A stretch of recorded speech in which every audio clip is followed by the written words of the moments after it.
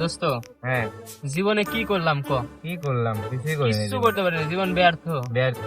মানুষজন এই যে গরু বাছুর ইডা উডা পাইলে বুঝে কত খামার টামার দিয়ে দিয়ে বড় বড় করে। করা যাচ্ছে আর মানুষজন। আমরা কি করি ক? জীবনে গরু বাছুর কিছু পালতেও পারি না, কিন্তু করতেও পারি না। করতেও পারি এইভাবে কি জীবন যাবি? না, না, এইভাবে জীবন চলে জীবন না। আর চলে না।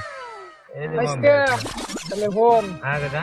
গরুর কথা যখন বলি হ্যাঁ। তাহলে হন আমার একটা সার আছে গো, হ্যাঁ গরু এই গরু খাওয়ানোর লেগে নদীর উপার নিছি তারপর প্রত্যেক দিন।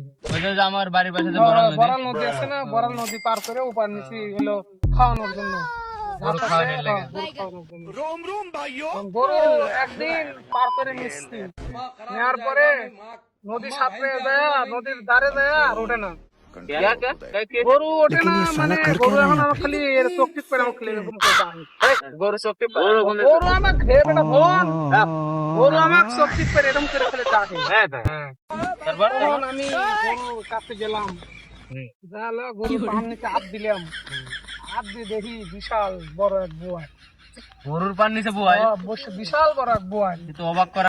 নির্ঘাত ছাড়া ডক মারছে। নাউজুবিল্লাহ, আস্তাগফিরুল্লাহ। কাকু তুমি যে গল্প করলে কাকু, আমার উজু গেছে, গোসল হয়ে গেছে, বাড়ির যাওয়ার উজু গোসল করা লাগবে। কাকু তুই জানি এত গল্পই করলে, তাহলে আমার একটা গল্প শোনো। কও দেখি শুনি। কাকা, এক জায়গায় একটা গরু দেখছিলাম, বুঝছিস, সেটা বিশাল গরু, 120 মন গোস্ত হয়েছে গরুটা জবাই করার পর। হে বেটা এত এত গোস্ত কোনদিন গরু আরে কাকা, গরুটা বিশাল গরু।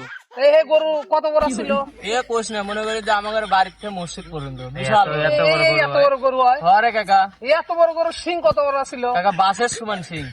এই এত বড় গরু সিং কোন জায়গা ছিল? কাকা সিং কোন জায়গা রাখছিল শুনবি তাহলে? হ্যাঁ কও। তাহলে শোন, যারা আজারে গল্প করে না তাদের গুহার ভিতরে।